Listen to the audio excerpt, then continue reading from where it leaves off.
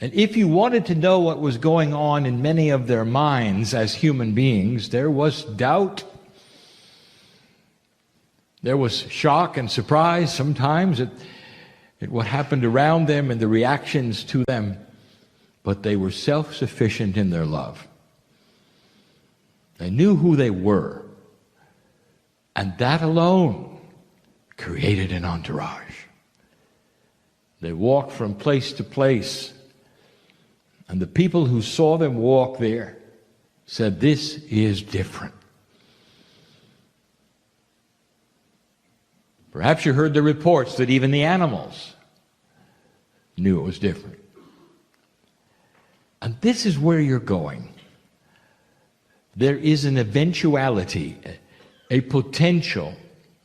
The snowball is rolling.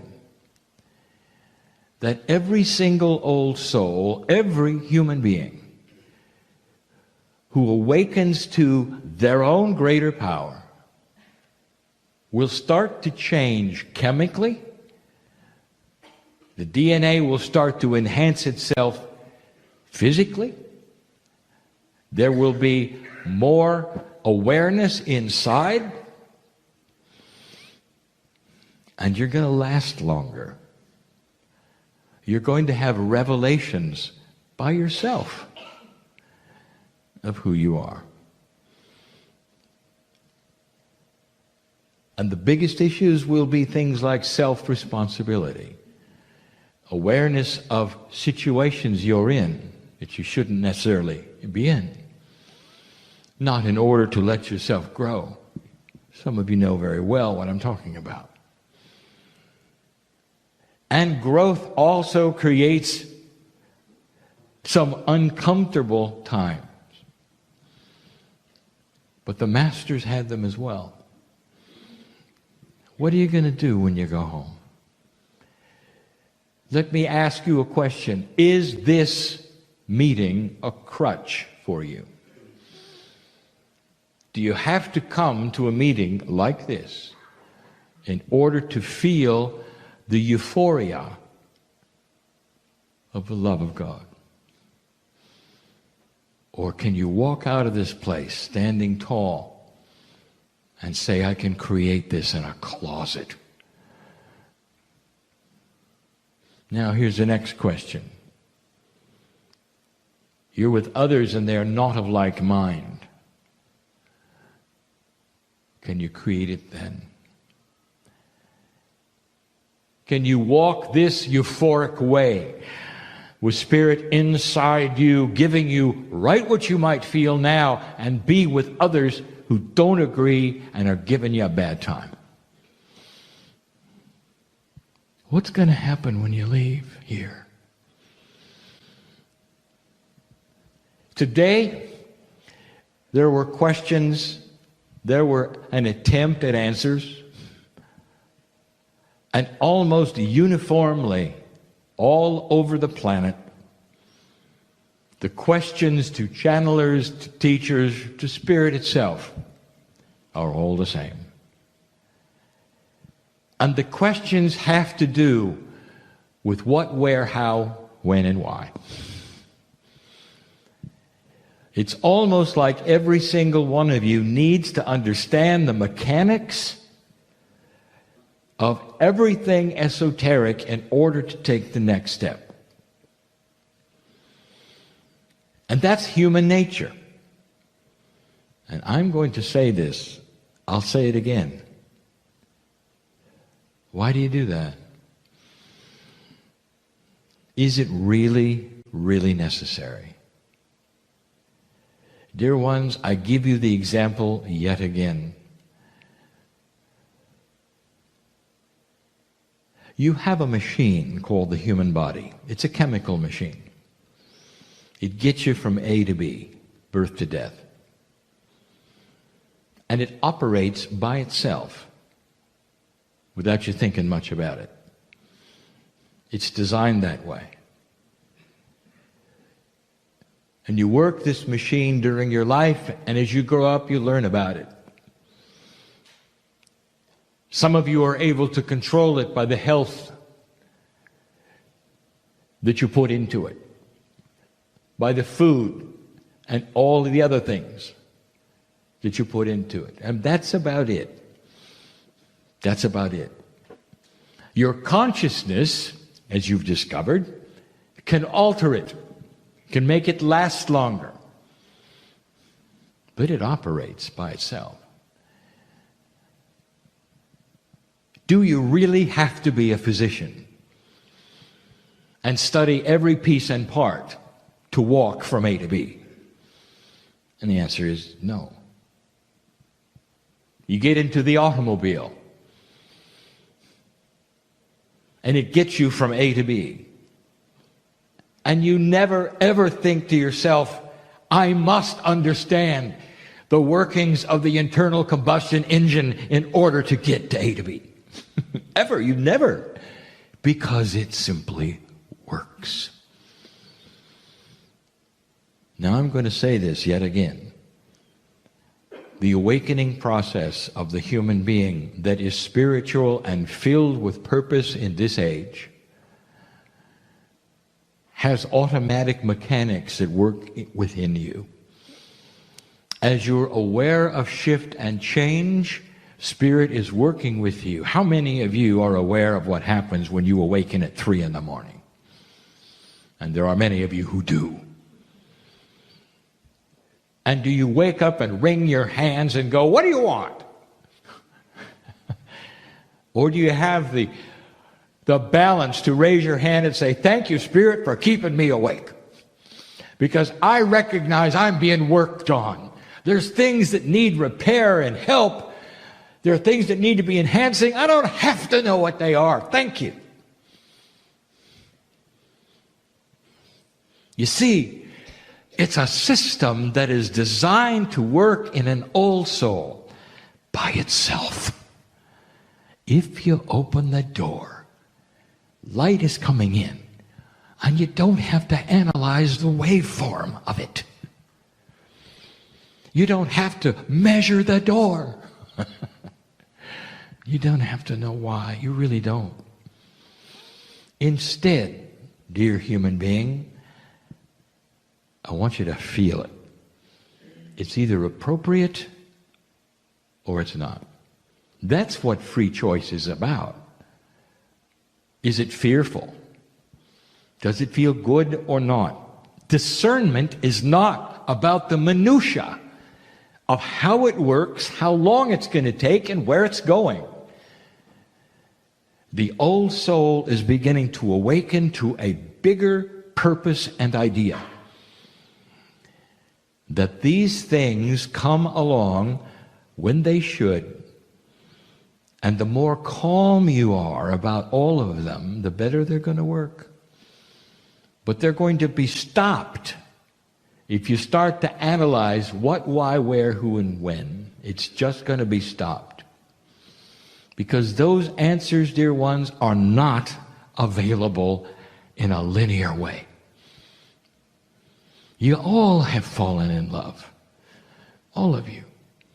Whether it's with another human being, whether it's with a master, whether it's with an animal. And it's palatable. It's beautiful. It changes your chemistry. You look at each other, human beings, in your eyes, and you're in love. And I've said this before.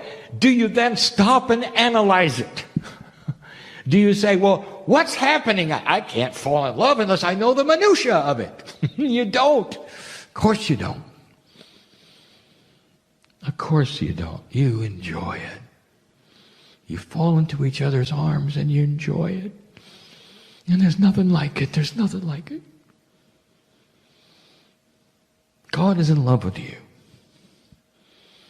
And there's nothing like it. And I want to invite you to fall into the arms of that which is already inside you, called the higher self, which has the creative energy of the love of God. You fall in love. And stop asking why, or when, or how. There are answers, basic answers about the shift of the planet, where you're going, what really truly is happening. It's about an ascended human race. human by human, case by case, thinking differently on a pathway that is of a higher vibration. The result, longer life, peace on earth. We've said it before. But dear ones, this is a metaphysical, esoteric principle you're getting from A to B. It's way too complex for you to put it in a box, especially the box of 3D.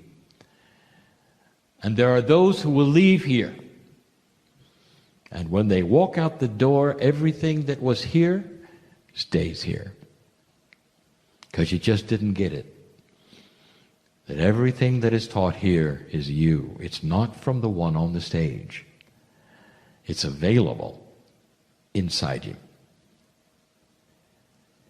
Tonight, before you go to sleep, I invite you to retire into a room that's yours only. And I want you to think upon these things. You might even raise your arm and say, Dear Spirit, if you're there, show me. And you're going to get chills. You'll feel even your eyes are closed, that perhaps a light is bright and shining on the top of your head. And the higher self is going to wink at you and say, it's about time you ask. And you can carry that light everywhere you go. By yourself, alone. If you are fortunate enough to have a partner or family members or associate that feels the same as you do, now you're a group. It carries even more power, for where there are two or more, it's exponential. But dear ones, it starts with you. Do you dare ask the question, Dear Spirit, what is it I need to know? And you won't get a voice. You won't get handwriting on the wall. You'll get guidance, intuition, and love. This is the new human being. The one who accepts something that is complex, that affects their lives, their emotion, everything, and they don't understand it. But they don't have to. Because the design is that this, dear one, is going to get you from A to B without you knowing why. Can you do that? Discern it with your emotional heart. If you need to analyze it from a point of correctness of feeling. Don't analyze it from what you've been taught it should be, or what normally happens, or what you think happens. There's not one of you who really knows what happens, not even the one in the chair. Everything we have given you is extremely simple, because that's where you are right now. You're in a simple place with simple concepts, working a simple puzzle that is enormously complex. Just like the engine of your car. It's going to get you there if you let it. Do not fear the love of the creative source in your life. Maybe it's time you heard that.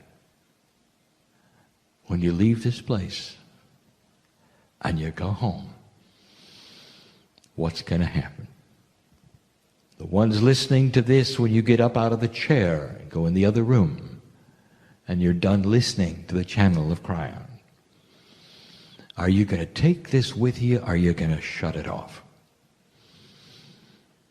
My partner calls it throwing the switch. You live a life, you go to a building and you worship, you dress for it, you come home, you live your life. A and B. And it's time that stopped. I want you to leave this place differently than you came. The entourage is making a lot of noise right now. You can't really hear it with your ears, but you can feel it with your heart. You are known by God, by name. It's time you left and knew that. Climb into the closet and be known by God, by name, with a light shining on your head. That's the message for today. It'll be the message as long as I'm here. And so it is.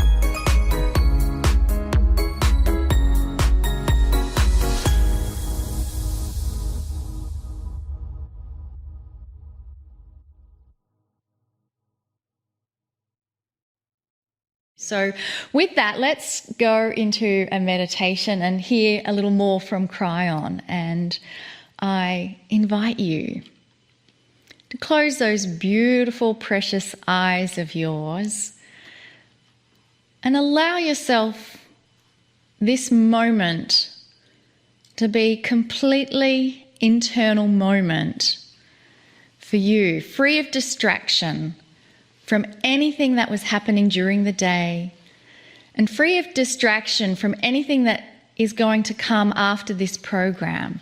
just let all of those thoughts go into the background. You can still observe them if your mind wants to be busy with thoughts and intellect, but don't attach yourself to those thoughts. Just let them come in and go out. And the more you can keep your eyes closed and focused on the inside, the more your body can start to relax and realize that you deserve to have this moment where you can reconnect with the core essence that is within you. That unconditional love you feel from animals, it comes because it's connected in you. It doesn't come from the animal. They're just a conduit of you connecting with that essence of love that's inside of you. And so let's allow that to blossom by taking time whenever we need it to come back to that core essence of who we truly are. It can just simply be closing your eyes and doing deep breathing, and just remind yourself to do that regularly through the day if it's needed, particularly when you're with certain people that pull you away from that core source of love that's within you.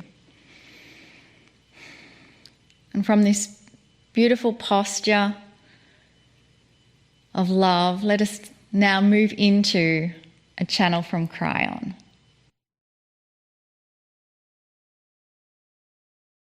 Greetings, dear ones. I am Kryon of Magnetic Service. There are so many of you who have asked the question, how much influence do I have? And so many of you are asking about yourselves, not just the planet. Some who are esoteric thinkers say this: how much influence can I have as an old soul about the baggage I came in with? This is a subject, and it's all about what some are calling the Akash. If you've not heard this before, it's a very popular subject these days, and even psychologists are beginning to realize that you come in with certain kinds of influences that are seeming to be baked into your consciousness, that they didn't come from anything you experienced on the planet. Somehow your personality comes in a certain way, and then it's also shaped by what you experience. If you're an esoteric thinker, if you believe perhaps in past lives, like 2/3 of the world does, you realize that there is a system called the Akashic Record. What happens in certain past lives seems to then come in with you, and there's a reason.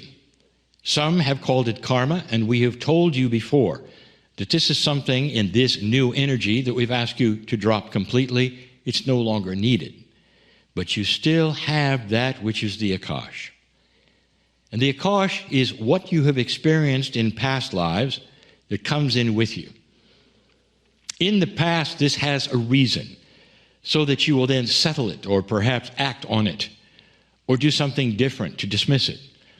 That has been the thinking, and it's been for centuries. This has started to shift and change. There are those who would be critical of that statement and say, no, these are bases of some kind of axioms of esoterics. They never change. They do change, dear ones, because you change.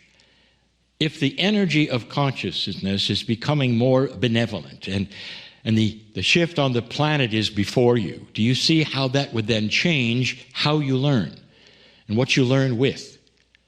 And so what I'm going to tell you, I have said before, but you need to hear it again. How influential can you be on the baggage you bring in with you? Sometimes that baggage controls your life and you don't even know it. Lifetime after lifetime, perhaps of sorrow. Lifetime after lifetime of dying early, perhaps, and you come in not expecting much from the planet. You come in and you don't smile much, very serious, wanting to know when the other shoe is going to drop. That's what it creates. And that's just something you come in with. And that's something that your parents deal with and your teachers deal with. And yes, your spiritual leaders deal with. How to get beyond that which seemed to be baked in to a consciousness when it arrived. That's the Akashic record. How much influence do you have on that? What I'm going to tell you next is known by the ancient masters. You have full influence. I want to take you to a place in India called Varanasi. And for hundreds of years, in a teaching about karma, the Akash, they know that if they go to the river there and bathe in it, the belief is this, that they can influence that which was baked into them when they came, the Akash, the karma. And they can be free of it to a certain extent so that they can proceed with their lives, or the next time around it'll be different. In other words, their belief is what I'm telling you. So for those who are critical of this message, that you have power over your Akashic baggage that you bring in, I'll tell you this, it's not a Kryon statement. This is historic. It's part of the belief system of millions and millions of people already. But this may be new to you. How much influence do you have over what you think is something that is part of you and never will go away? The answer is this. This is a new energy on the planet. I've talked about it already. My partner has talked about it even in this program. We are going to start to see a change in what some call the light and dark quotient. Right now, even as I give this message, there are some listening to this perhaps for the first time and say, what is he talking about? There's war. We haven't had war for a long time. Suddenly there's war, and Kryon says it's getting lighter. I'll say it again if you haven't heard it. Isn't it interesting that we suddenly have a war? Who expected that? And the answer is, this is from those who wish to pull us backwards, pull you backwards, pull us as your guides backwards into a very old energy of war on this planet. It's the old circle of time. That's what you're seeing. And you also have seen the reaction to it from the planet. This is all new. Are you seeing this? If you're only simply seeing the news and seeing the horror of war, you've missed it. There's something bigger going on.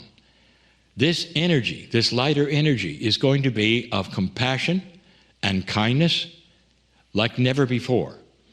A world that's starting to see one another as they see their family, instead of some foreign individuals in a foreign culture with a foreign language.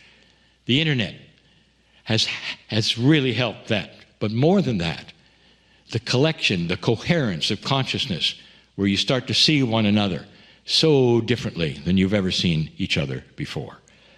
And in that, there are new tools. The tool set that I'm talking about is the one that's starting to blossom in every human being. The DNA is changing, and we've told you that before. Some of you are starting to accept it, realize it, and move forward with it.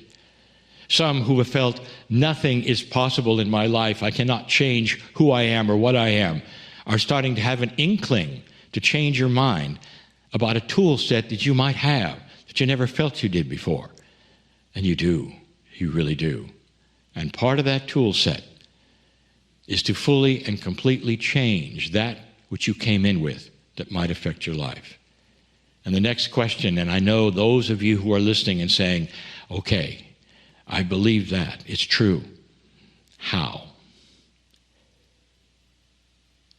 Those in India said, well, you go to a certain place and do a certain thing. It's actionable things, and it still is. But you don't have to go to India. You don't have to bathe in the river. And even those things are limited compared to what you can do today. Would you like to drop inappropriate karmic things? Drop inappropriate, I will say for the time, Akashic remembrances. We have given you examples of this. The Circle of 12 has done the same thing. But I'll tell you this, there is so much power in intent. If you're really interested, you can start that process. Your intent to do so is seen as permission for you to change that was inside your DNA. That's where it's kept.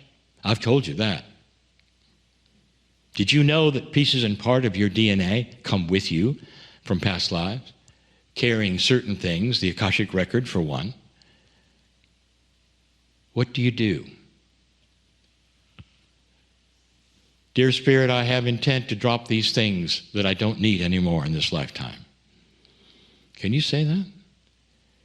Dear Spirit, right now, I am dropping those things that do not propel me into kindness and compassion and keep me from joy and peace. Dear Spirit, I am in charge of my own biology. My soul and I together drop the inappropriate things that would get in the way of peace, joy, compassion, and happiness, or the rest of my life. I now have that power, that ability, and I'm doing that in front of all who wish to watch. I am changing my DNA. And with that, I proclaim a new lightness of spirit, a new kind of kindness for myself, which will occur. One where I can look at myself in the mirror and say, I am indeed beautiful in the eyes of all that is, because I have God inside, because I no longer have a stone to carry around or pull me backwards. I am that I am. That is your power today. An empowerment that we are telling you is new and different and belongs to you. That is your lineage. That is why you came. Congratulations, dear ones, on what you are becoming. And so it is. I invite all of you to close your eyes and just allow this space to disconnect from any thought that you may have had, and to disconnect from any chatter that might be happening in your brain. And if there is chatter in your brain, we can just acknowledge it and say, wow, beautiful brain. Thank you for all your chatter that you bring me. But we're going into some quiet time, because we're going to disconnect from that chatter in our brain. And we're going to have some quiet time where we can connect with the energy of our heart. It's the energy of our heart that wants to communicate to us in this moment. Our beautiful heart that is present every beat throughout the day. Even if we are not aware of it, our heart is beating every moment of every day. And it's there in the silence, waiting to connect when you're ready to listen to the whispers of the silence that it exists in. And each of you has such a unique path. And the compass that guides you on that path is always the silent whisperings from your heart. And the one that guides and connects the heart is connected to the field of the Creator. That creative source that we all came from, and that creative source that we will all merge back into when we're no longer here on this physical plane of beautiful planet Earth. And so we just say thank you to our beautiful heart. Thank you for accompanying us on this amazing journey.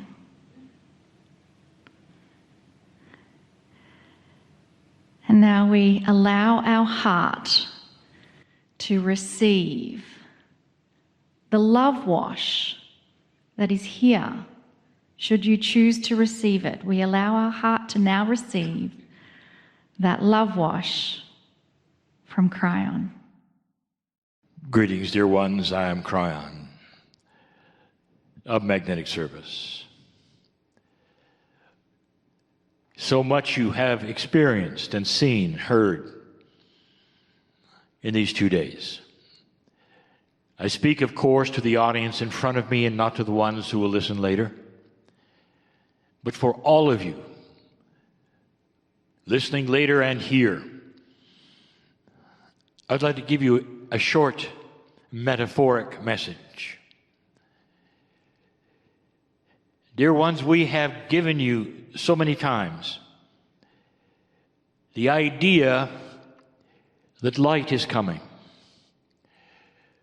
And that in itself is a metaphor. For the light we speak of is enlightenment. And this takes shape in so many ways. You could say that the light is coming in wisdom, in understanding, between human and human. That's not here yet. You can say light is coming in the inventions of the planet, so that electricity can be produced without any resource being used, and food can be grown where food could never be grown before, and there would be no hunger. That's not here yet. And on, you might say,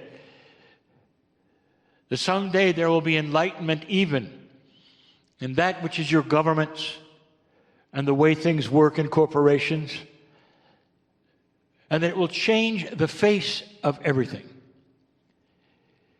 I'd like to tell you that all of that hangs in the field. It hangs in the field. That means it is your future. For those in the room and for those perhaps listening might understand, but I will tell you, your planet is on a target, a road that has a target on it.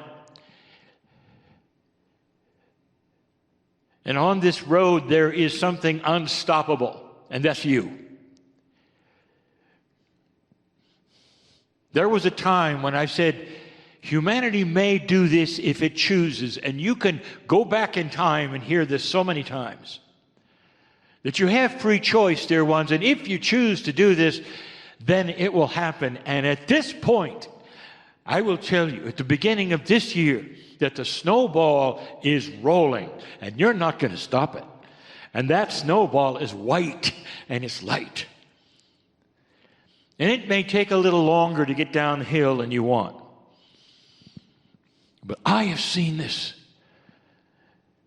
in other civilizations, in other planets of ascension, and some of you have been on them and recognize it, and your old souls here today, because that was the plan, that you would come back and have enough lifetimes of experience to feel it and remember it and know not to be afraid, to be part of the final battle of dark and light, which may surprise you in how it develops. But even in these last 2 days, you've seen perhaps what is going on and the hope of the future. That's why you're here. And those listening to my voice, I will say to you yet again, things are not always what they seem. I want to give you, in closing, a little parable. It's the parable of a man named Woe. He's not actually a man. He could be a woe man, but we call him a man because it's convenient and you understand it better. It's a parable that stretches the imagination of reality, and that's what parables do. In some of mine, I will take you to planets that don't exist and situations that can't happen. But there's a reason. There are things you don't realize, attributes that you do not know about that which we call light. And so to show you what I mean, I'll give you this parable.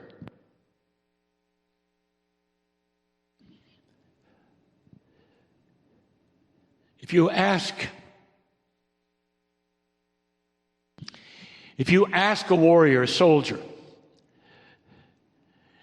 what it's like to fight a battle at night, they will tell you it's not often done. Night battles, and even in current wars, are often with artillery. Very seldom do they meet another soldier on the field at night. Those battles are fought during the day, you say. But sometimes they're not. And if you talk to a warrior of old, where they're only using swords on the battlefield, and you say, what is it like to fight at night? They'll look at you and they say, you don't know who's there. And it's very, very difficult. And it's horror.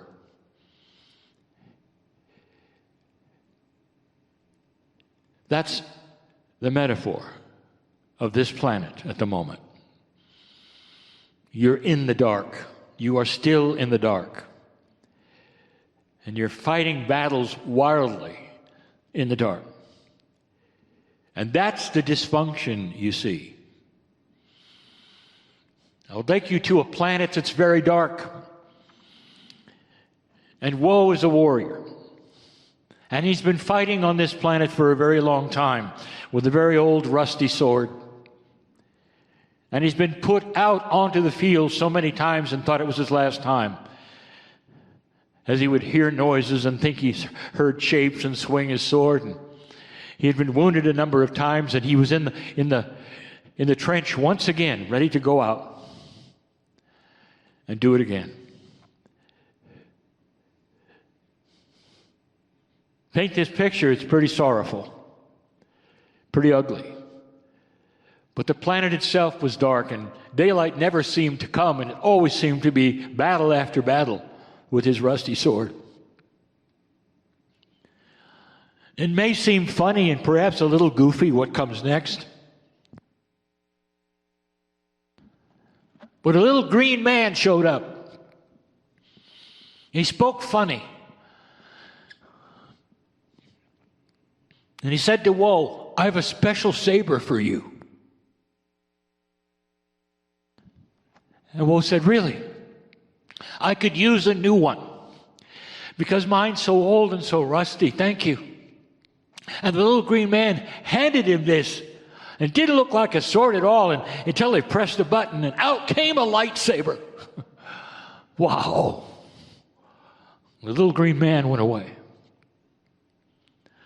Woe knew he was going to win this battle, because as soon as he turned that on, he would then be able to swipe his enemy, and he would be chief on the battlefield, and he would be winning this battle, and he wouldn't have to worry anymore. But that's not what he got. When it was time for the warriors to go on the field, and they rang the bell, and up they came out of the trenches, he raced out into the field, and he hit that button, and up came the light. What he saw around him, he didn't expect. All of the warriors that he had never seen before, he'd only heard him before, they showed up. And all around him, there was shock, as they saw not him with a saber sword, but the light that it created. And they looked around, and for the first time, they saw each other eyeball to eyeball. And they recognized they were all in shabby clothes with rusty blades, and they'd even forgotten what they were doing, and they saw each other as human beings for the first time. And collectively, without a word being spoken, while he was holding that light, they all dropped their swords and looked at each other. And almost every single one of them walked around. For the first time, they could see one another. Didn't even recognize the uniforms. Didn't even know why they were fighting.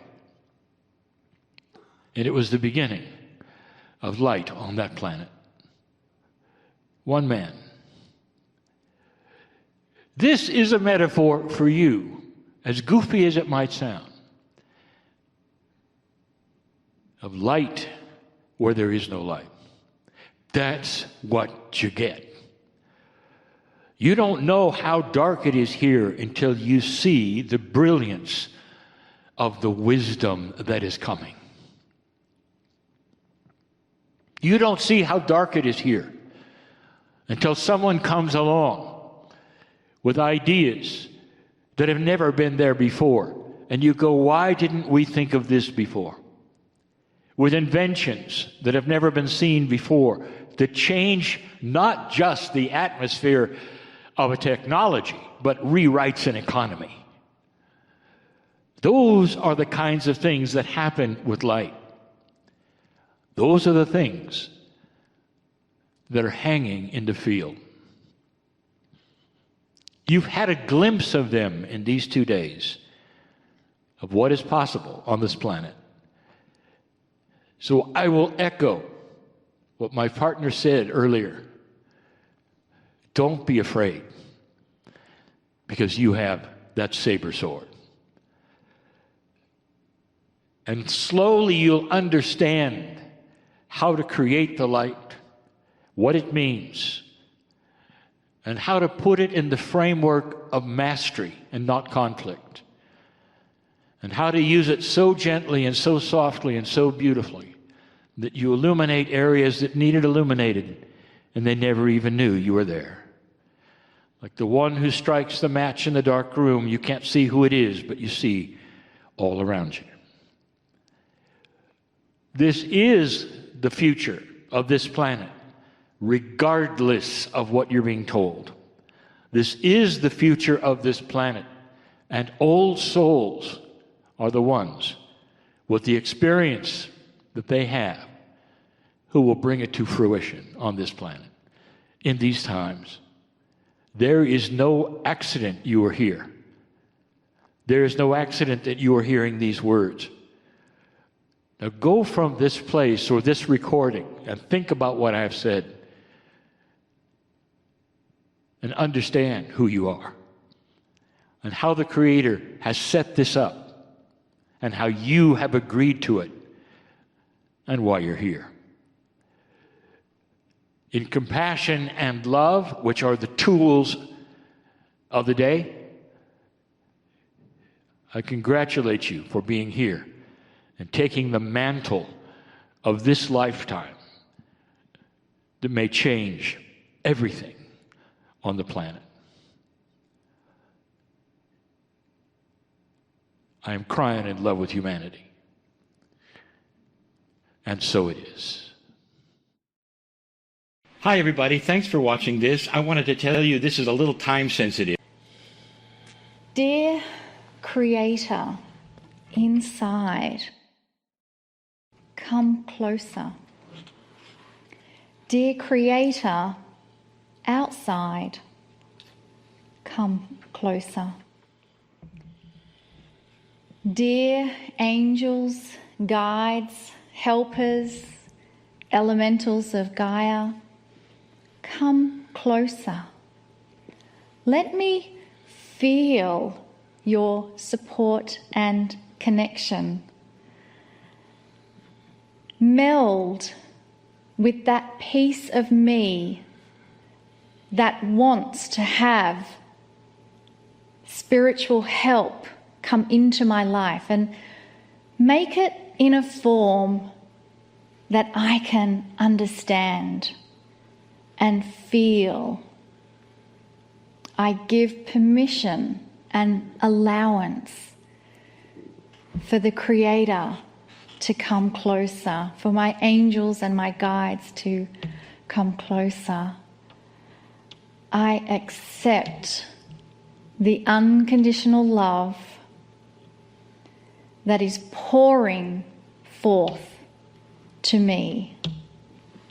And I give honor and thanks for this moment where I have said yes to sit and listen to the divine messages from Kryon.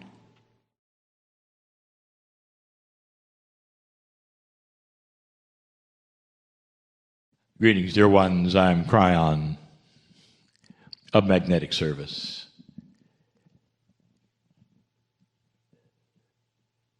When we started this series, I told you that I would present 4 facets or faces of compassion.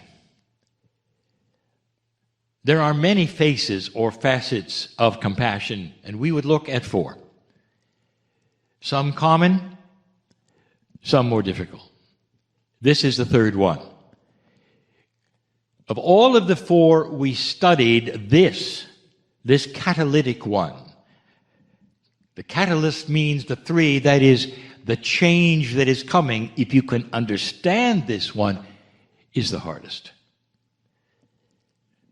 It's the hardest because it has to do with you personally. Let us do what we have done the last 2 times. We're going to give you a definition of compassion. And the definition that we give is not necessarily the one that you'll find in your society, in your dictionaries, because it comes from us. What is, in your opinion, the highest form of compassion? And that would be the one that comes from the other side of the veil. That can be transferred, assumed, and be part of you and assimilated, because your soul is part of the creative source. I would like to give you yet again the definition of compassion. As we see it, compassion is the connection with the mind of spirit, the mind that of God, if you wish, of the creative source, a connection with the creative source, which allows a meld to occur that gives you the energy of mature benevolence, of open-heartedness, and an understanding of all that is around you. I'm going to say it again. Perhaps the words may change a little for you to hear it again and again and again. Compassion is the connection with the creative source, with God, that allows for a meld to occur that would give you the energy of open-heartedness, that would create benevolent, mature feelings that let you have an understanding that is beyond that which you've had before. What to do with that is next. Because in this, the third series of the facets or faces of compassion, is compassion for yourself. Now, if you recall the first 2, well, they're a little easier. Although the subjects were different. This subject is about you. If we would talk about one of the most difficult things for a human to do, it would be to understand how to love themselves. That's another channel. But within the scope of that, there is this, having compassion for yourself. There would be those who say, Kryon, I'm not even sure I know the difference. There would be those who say, I don't even know where to begin. You'd be right. It's difficult to look at yourself in this fashion. Almost all consciousnesses, especially of the human being, start with survival. And after that, even after you have the maturity of the enlightened spirit that so many of you have, you're still looking at yourself in a total different way. There's so many, understandably, who go through life and they fight all the way. Things happen and they don't understand. And when the things happen, they feel, well, I don't know what I've done wrong, or perhaps I'm a victim. Perhaps this lifetime nobody's going to care about me. And it goes on and on and on. And then you'll say, well, how would I have compassion for myself? If that's the case, how am I going to have compassion for myself? And then they would say, well, I know how. I'll feel sorry for myself. That's it. I feel sorry for me. I'm compassionate for me. Do you remember the first lesson? It's not pity, dear ones. Compassion is not pity. We gave you the definition. Compassion is not feeling sorry for yourself or for anyone else. Oh, no. So here we are with the idea that you can have a compassion for yourself.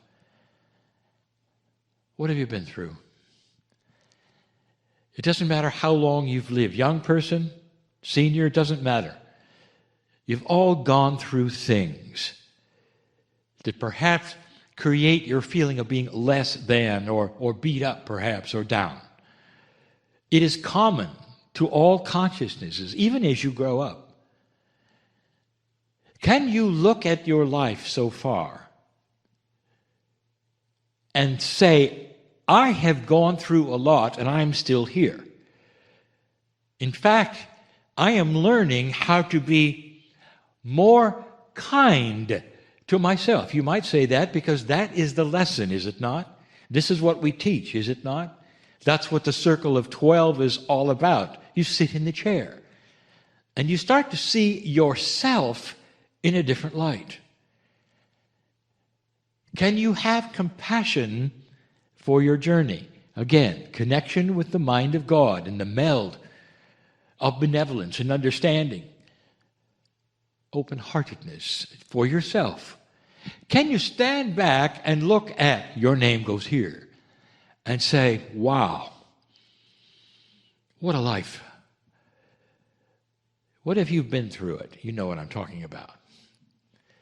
There's an expression that I want to remind you of that we've used before. It's iron sharpens iron. Have you been sharpened lately? And if you have, can you have compassion for you in the situation, not as a victim, but as a victor? Being victorious in the light of having so many things happen and going through it and coming out the other side, as you must have, even to watch this. Wow, that's impressive. You can have compassion, connecting with the mind of God and seeing yourself and being open-hearted about it, benevolent about it, seeing yourself perhaps sitting in the chair and addressing yourself and say, I have compassion for this soul who has been through these things and has survived as a victor, not as a victim. Passing from victim to victory is that essence of having compassion for yourself. I invite some of you to hear this again so that you'll understand what I'm saying, what I'm talking about. The hardest thing for you to do is to step back from yourself. We have asked you to love yourself. You can love yourself because of what you've been through and because of that which is truly your sacred consciousness. And you'd be right to do so. You're a creature of the Creator, loved by the Creator. And that gives you the ability to be compassionate for yourself as well. I'll say it again. Compassion is the catalyst that creates things. If you can have compassion for these things that we are teaching you this month, what happens next is special. Did you know that compassion is the trigger that eliminates fear? If you are a compassionate person, you look at things completely different, including yourself. Let's say you step off into some unknown place or something startling happens, or perhaps even something negative happens. Can you then stop, back up, and go, I got through that one. Wow. Iron sharpens iron. Can you look at yourself in a series of victorious events as you conquer the fear and you conquer that which is negative around you? It's the opposite of so many who fall into that pattern. Every time something happens, they say, oh, here it is again. What's going to happen again? Is that, oh, here it is again. I can never get ahead. We're telling you, dear one, that is not your legacy. That's not why you're here. You're here to conquer every one of those things and move into a light that then creates situations that you didn't expect. If you can have compassion, that is an element of God. And that element starts to grow with you, and then it becomes second nature to you. That not only will you have compassion for others and the plan and the things that we have told you in the first two, but now you come to yourself. And when you start to have compassion for yourself, here it comes, the healing begins. The cells of your body, the diseases that might be there, the things you think are coming your way, genetically, all start to go away. Because you have chosen to be compassionate with that which is you. Your name goes here. That's when the healing starts. That's when you wipe away all of the things that would get in the way of your healing, your extended life. I've spoken of these things before. The more compassionate a person you can be, the more times you'll find yourself in the right place at the right time for synchronous things that you always prayed for. This is the love we speak of that is possible with the sacred compassion that comes with the human being. It's in your soul, it's ready to go. You just got to learn to use it and to work with it. And the more you do, the better it gets. On the four faces or facets of compassion, this one is the most difficult. Compassion for self. Congratulations if you've understood this particular message. For we give it with the compassion of love that God has for you. Your name goes here. And so it is. Hi, everybody. Thanks for watching this. I wanted to tell you this is a little time sensitive. Greetings, dear ones. I'm Kryon of Magnetic Service. Again, it may seem like the man in the chair, but not to most of you. I am in a family right now in your three-dimensional presence. You sit with me and I sit with you.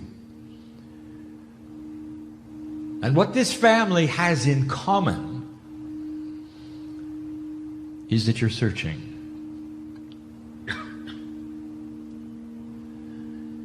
And the search brings you to a place where you will sit and listen to those things which are advanced attributes of life.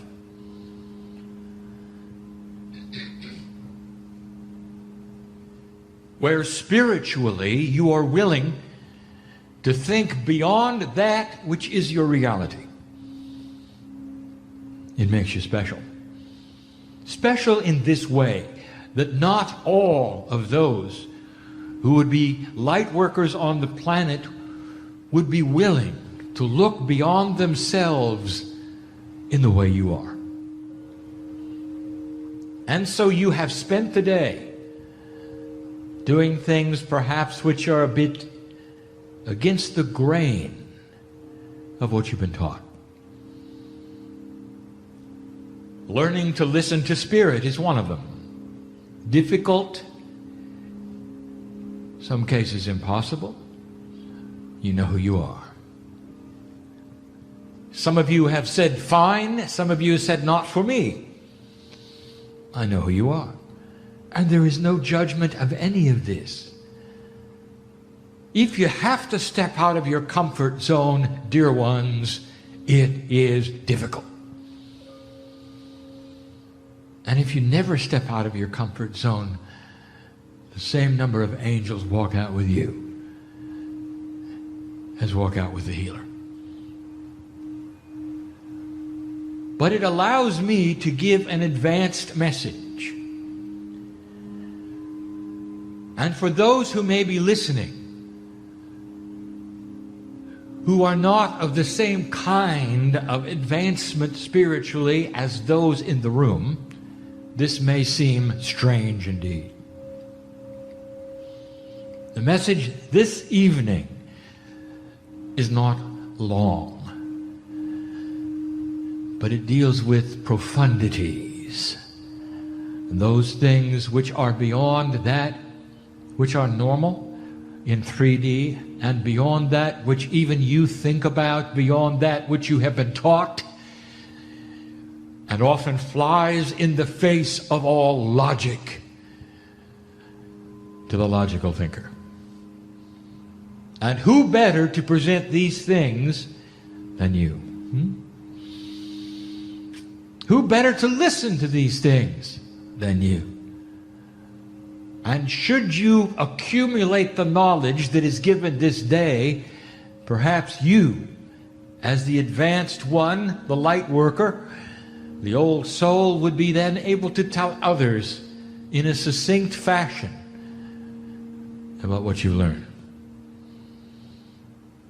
And so this is the kind of group, dear ones, that would elicit this kind of information.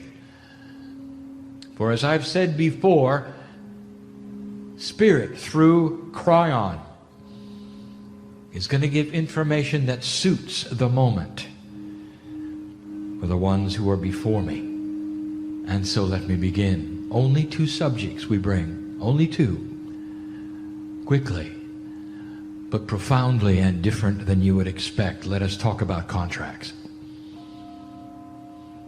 In a 3-dimensional world, you have developed a spiritual term, and you call it contract. Now, my partner today spoke about these things in the lecture time, but many who hear this now were not here. But I want to take it even further than that. And what he said was this: you cannot look at a 3-dimensional linear contract in a spiritual world, for it doesn't work. For you are learning to think in a more quantum way, that is to say, a way that is not 3D. A multi-dimensional attribute placed upon you and Spirit brings you to a place where you think differently out of the logic you've been trained. All this to say that a contract is real. You come in with a yod. You come in with a purpose. You come in with something to accomplish. And you send a message to your three-dimensional self as you hear these things that says, I only have one. And it's my life's purpose. And nothing could be less linear. And it doesn't work that way. Kryon, would you please back up and give this to us in a way we can understand? Yes, I will. Let us state it clearly. There is no such thing as a lifelong contract. It cannot be this way. There are two things wrong with it. In a multidimensional state, it is always moving. In a multidimensional state, there is no singularity.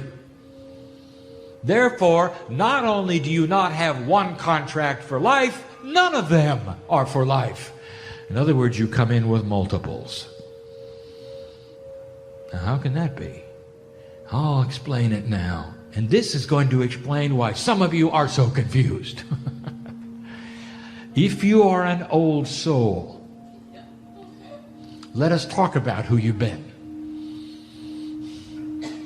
Let us take one of you in the room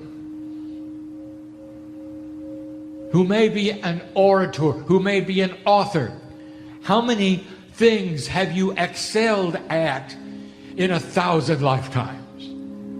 Perhaps you're a woodworker, an artist, a musician, a sculptor,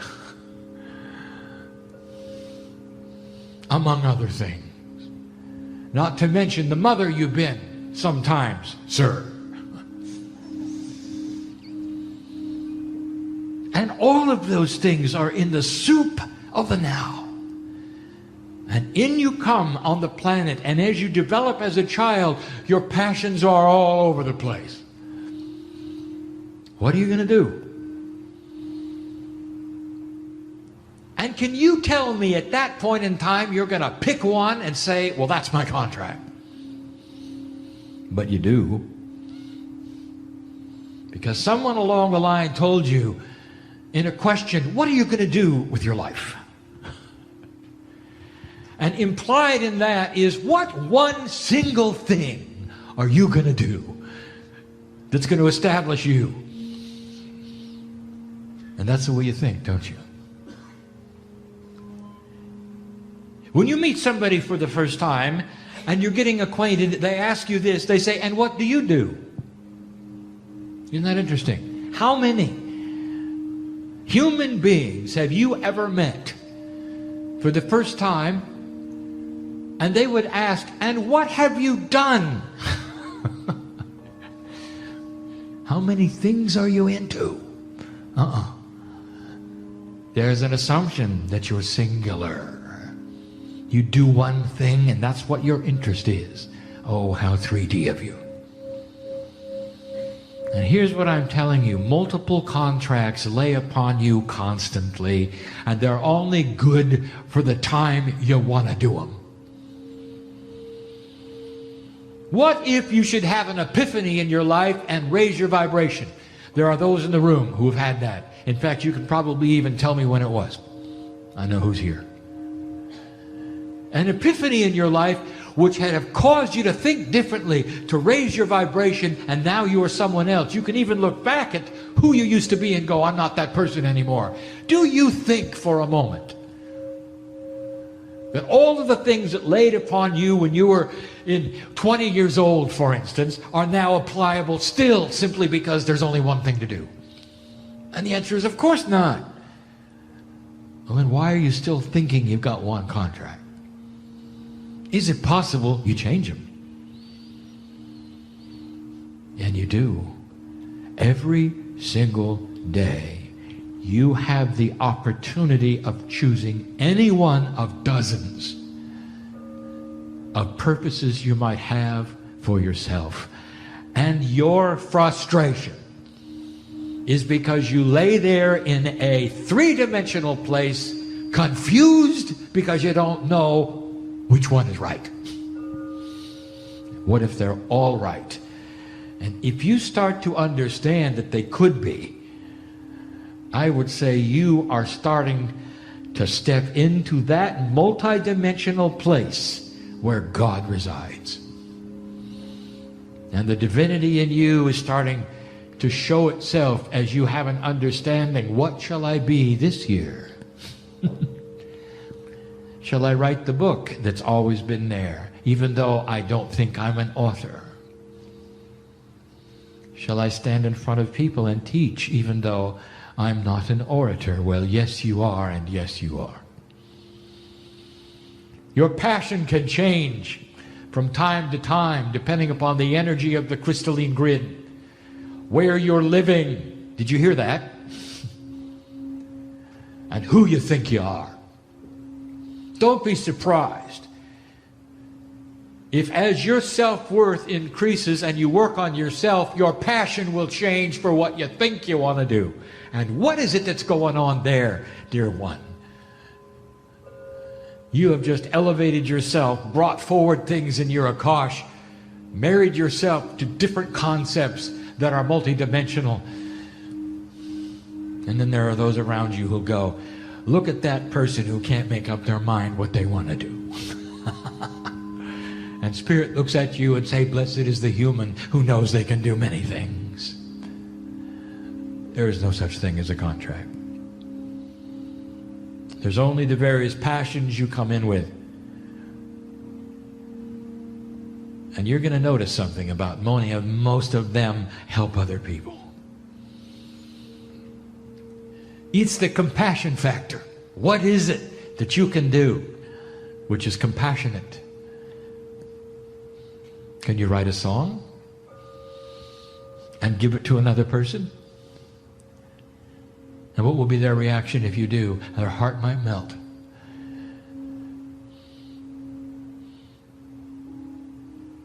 When Beethoven wrote Ode to Joy, do you think that he foresaw millions of hearts that melt?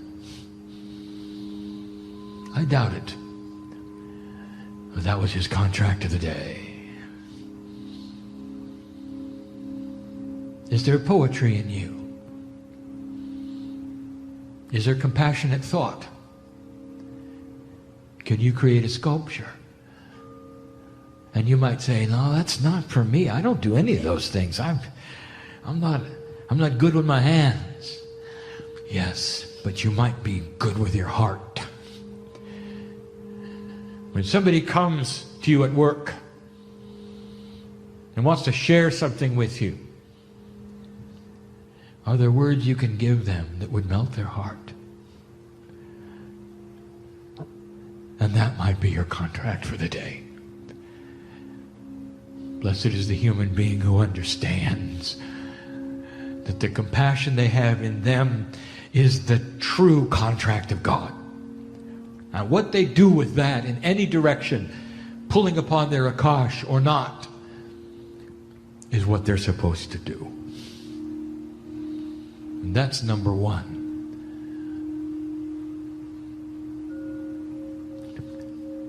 Don't decide you failed because you can't find one thing you're good at. Because as an old soul, you might be good at 50 things, really good at them. Really good at them. And you might start changing what you do every day. And the humans around you will think you're wishy-washy because you can't get a grasp on 3 dimensions. And you can just smile and know they're right. Because you have decided to take on the attributes of a compassionate God. I don't understand, you might say, these kinds of things, Kryon, because they're a little tough to conceive of. You had trouble with that one? Wait till you hear this one. You are advanced enough, dear ones, to listen to this. So I can plant the seeds of truth that are so bizarre to you That you may not believe it, understand how it could possibly be, work with it, because it's not in your reality, but eventually you'll know. And here it is. Let us start with the simplicity of God. That's a dichotomous statement. Do you have any trouble praying to God when you know somebody else is also? In your world, if you were going to talk to someone, including a spiritual leader, you'd take turns, wouldn't you? If somebody's talking to them, you wait in line, don't you? Do you do that with God? No. Why? And the answer is because you know God can hear multiple messages at the same time. Do you have any trouble with being in one part of the world or another part of the world or traveling from one to another and speaking to Spirit? No. What do you know about Spirit? Spirit will be in all places at once. Really? What does that tell you about Spirit? God is omnipresent. God is always with you. Spirit knows every heart, every mind. This is your mantra. I'm not giving you information you don't know. But have you ever analyzed what it might mean? It might mean that God is quantum. Outside of your reality and a quantum state, God can be everywhere at the same time, entangled with you forever. No time, no space, no distance, no singularity. Everywhere, all the time. Now, follow the logic. What are you learning here on the planet? That God is in you. I gave you the information about the splendor in your DNA. That the higher self is represented. Angelic layers are there. That chemically you're alive with God. It's inside your corporeal attributes. God is in you. Not just spiritually, but chemically. You are imbued with the divine attributes of a creator. And there you sit thinking you're singular. And you're not. Therefore, as my partner brought up today, many of you don't understand you yourself, your name goes here, are multiple. Beyond your wildest dreams. And what I'm going to tell you next, you will not understand because you have a clock. And it's a singular one. And this is going to be tough. I'm going to talk about the agreement, not the contract. The agreement to a system of love. And some of you are going to relate to this. It's beautiful. It's beyond beautiful. The system of love. I've spoken about this one other time. A system of love, and it has to do with family. This is not about chemistry. This is about the attributes of the love of a compassionate God who is inside you, who honors those who are in sorrow because they don't know the truth. Now go slow, my partner, for you are receiving a great deal of information all at once, and I can tell you're struggling to know where to begin. If you have a circle presented, and the circle has a message that is complete and total as a circle, if you take it apart and begin anywhere in the circle, that means you leave out the rest. And that is the struggle my partner has right now, because I am trying to give him a place to start.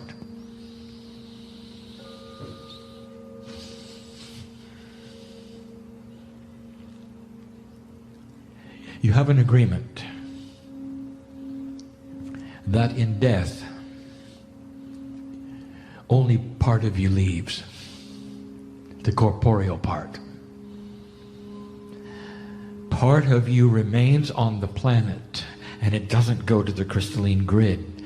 It goes to your Akashic relatives. That's a good start, my partner. Hi, everybody. Thanks for watching this. I wanted to tell you this is a little time sensitive. Greetings, dear ones. I'm Kryon of Magnetic Service. Reaching the end of the day in a workshop is different than other times, for you've gotten to know one another. You've discussed perhaps some of the issues that you have. There's more coherence. That word alone means a connection. And whether it's a connection between those parts of your body or whether it's a connection between individuals, you can feel it. It's easier if you feel it than if you define it. Coherence is when you start to understand that there's an energy in the room. The energy loves each of you. The connection is complete when you start to visualize the silver strands of love and compassion of creation that go between each of you and make a puzzle complete. There was a day when my partner started to channel,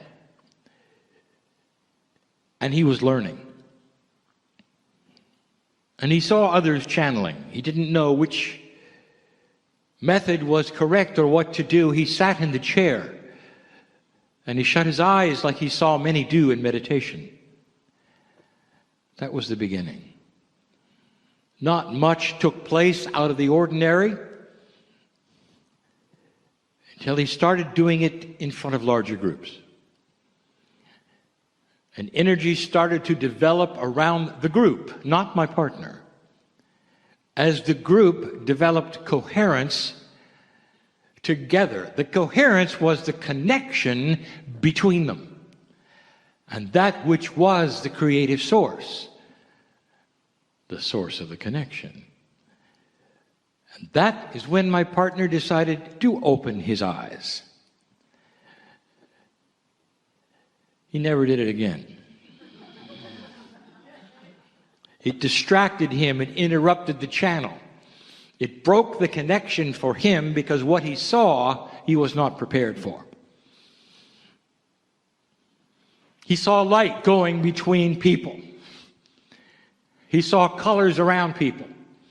He saw the process of coherence, compassion, connection, love, whatever you want to say.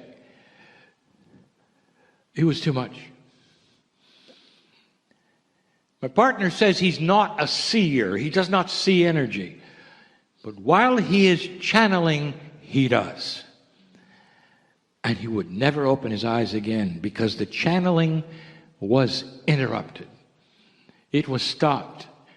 Because what he saw as a human being, he could not conceive of. It did not relate. It did not compute. And for a few moments, there was even fear. What he got to see was divinity between you. I want you to feel what he saw. And in the feeling of this, a little teaching. The difference truly between an older consciousness and a newer consciousness, between a time of darkness and light, between that what was before 2012 and now, that is palatable for some of you. And there's a big difference. And part of it is what you are experiencing in the room. Coherence between individuals is much easier when you drop the barriers and try to feel and see God in each other. Can you sit next to a stranger and know absolutely that you're connected? You're connected because souls are big. They overlap one another. The energy is something that is collective. And you start to feel one another even though you don't know each other. The difference between the old and the new, dear ones, is that there is far more coherence between you and the central source. And what this means is the old energy has you alone, working your puzzle alone, trying to figure out what you are supposed to do. A new energy in the light starts to give you a sense of coherence with everything around you, the puzzle around you, the people around you, and you get feedback. And in the old energy, you were not even sure. You didn't know. You questioned. You weren't certain. In the new energy, I'll give you a hint. We talk to you. We talk to you in situations. We talk to you in so many ways. And those who are in the old energy and used to the old energy are still perplexed. You don't understand what we're saying. So I want to talk about timing. Each and every one of you in the room listening is part of a grand puzzle between human beings on this puzzle, on this earth. Now, light workers, meaning old souls, you have a more complex puzzle than most. For you are awakening and cognizing the fact that there is more light than there was before, and you, of all human beings, know how to use it. You've been working the puzzle of light and dark for eons. The earth has an expanding population. That should tell you, where are the new souls coming from? They're coming from a pool of souls that haven't been here. And so that leaves you, who have, to guide the ones that have not. And you're not going to give them a course. What you're going to give them instead is coherence, love, compassion, understanding. But I want to talk about timing. You're unique. Each one of you, old souls, again, has a complete and separate path. What are you doing with your life right now? If you go around the room, if you sample who's listening, they'll all have a separate story. And so how can we give teaching instructions about how you're supposed to know if you're in the right place at the right time? Especially those of you who have a compelling feeling you're supposed to be doing something. So let's address that compelling feeling. It doesn't matter what the something is, dear ones, because it leads you into balance, or helping others, or helping yourself, or an exposition of the light that you carry. Almost all of you ask the question, whether it's how to discipline your child or whether it's how to write a book. These are the issues that make the difference in life, because you care, because you're asking Spirit, because you're asking other light workers, because you sit in the room or listen to the channel. There are so many projects and puzzles and issues. Let's address the projects. In an old energy, I give you a metaphor. You got a ticket to ride the train.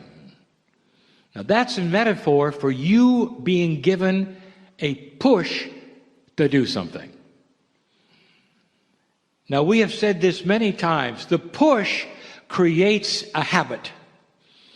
The habit is what you've had from all authority since time has begun. When your father tells you to clean up your room, when does he mean clean up your room? And so the knee-jerk reaction to the push from Spirit to create something or do something, which comes through intuition, the result is do it now. And so you push yourself. That is an old energy aspect, and we have displayed it, expanded on it, and taught it for years. It's time for a new metaphor. You're given the ticket to the train. And then you're put in a box. In an old energy, the box was this: I don't know if the train is here. When is the train coming? The train could be outside waiting for me. I'm going to miss the train. So I'm going to start right now. I'm going to be prepared. That push said I should do something. I've got the information. I know it's right. I got to write the book. I got to go over here. I got to start the healing center. I got to buy the land. I got to talk to this person or something. I've got to connect. That's the train. And you're in the box. You have no idea. And so you push yourself. And the result is you do it completely and totally out of timing. Come out of the box and you realize it didn't work. Then you start blaming yourself. You don't know where the train came and went. You missed the train. Of course, that's human nature. If the train isn't there, you missed it. You never said, well, it hasn't come yet. Now let me expose the new energy. You get the ticket and you're not put in a box because now the track is illuminated. And so you stand with the ticket and you wait for the train. Or do you? If the train is not on the track, that is a perfect signal in the daylight to say it's not ready yet. You're not getting on a train that isn't there. Are you getting this? When the train arrives, you get on it and you begin the project, you finish it, you work on it. If the train isn't on the track, it means it's not time yet. Even if you have scheduled a time for your own project when you think you can or when you should or whether it's convenient or whether it's efficient, it doesn't matter if the train isn't there. So in the new energy, the operative word is see the track, see that it's a signal to you. You're getting feedback. It's not ready. You're not in the box worrying, wondering. You're right outside looking at the track. And if the train isn't there, that means be patient. Schedule another time. Wait a bit. Because it's coming. Look, you got the ticket. The ticket is the intuition you're supposed to do this. But now in this new energy, there is a beautiful thing to say to you that you're out of the box looking at the track. Don't pull the old paradigms into the light that says you don't know, or it's not working, or you're stuck. No, you're not. The train isn't there. Simple. And then you're going to say, well, when is it coming? You know it's coming when the puzzle starts to be complete, when the things around you are moving so it's going to work. You don't want to start something that's going to fall on its face because others aren't ready or because the information is not complete. You don't want to start that. That's old energy things. You've all done that, dear ones, all of you.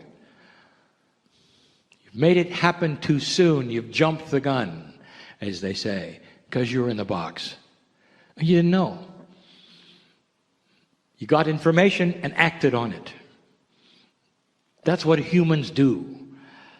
But suddenly an old soul with wisdom will get the intuition and go, I love this information. The train isn't here yet. Dear Spirit, when the timing is right, show me. Dear Spirit, when the train has arrived, make it clear to me. That is when I will perform. That's when I'll act. And that's when everything's going to come to me that should come to me. Instead of me pushing and worrying and saying, why am I stuck? Am I getting through? It's beautiful. The light is here to show when the train is coming. Rearrange your schedule to coordinate with the messages that are being given to you so clearly. Don't interpret the messages incorrectly. See them for what they are. This is new. There is guidance here in the way things are working or not working for you. And if you push and they don't work, stop and wait until the train arrives. There has never been a time like this where the clarity of your movement is being targeted to you in this way. But so many of you listening to this are not understanding it. And now is the opportunity for you to clear the boards, cognize what I am telling you, and accept this marvelous light from Spirit that wants to guide you to the right place, take you out of the box, and make you understand that situations that you encounter are not situations that are accidental. They're giving you a message. Go, stop, wait. Never before has it been so clear. But again, in the old energy, you just thought you were stuck. So I want you to proceed from this point on with this information. Spirit is connected to you by a beautiful silver thread. All of you. And this silver thread, this metaphor, can never be broken. Whether you choose to see and use the thread is your free choice. But when you see it and you grab a hold of it, that's when the communication starts. And because it's connected to all of you, that's when you start to get simultaneous messages collectively that pull you together in coherence. To try to make things happen and will happen that haven't happened before on this planet. When the coherence between humanity reaches even a marginal point, there will be peace on earth. For the coherence is the agreement of compassion between all humanity that you will never kill each other again by design. That is wisdom, and that comes from the light, which is going to be yours. I'm going to say this, do not misinterpret it. 2 steps forward, 1 step back. You have only begun this process. So you may see things on the planet you don't understand. But know this, that this light which is coming out is going to shake up everything. And the planet is not as it used to be, will not necessarily react as it used to. But you've got to go through these gyrations in order to know what you want and what you don't. And there are not enough yet old souls on board to make it necessarily smooth. So why don't you come on board? If you're hearing this and understand that an awakening to the light is an awakening to a longer life. It's an awakening to less anxiety and more solutions. It's an awakening to the silver thread that connects you with all humanity and the creative source, and always has. Look to the indigenous and the ancients for what they believed, what they know, and how they lived. For they honored their ancestors, which is another way of saying the wisdom that was learned before was applied to them. They honored the earth, which is to say they understood the connection between Gaia and humanity. They breathed the air that Gaia gave them and said thank you. And there was an alliance between them and all things that created something that lasted and lasted and lasted.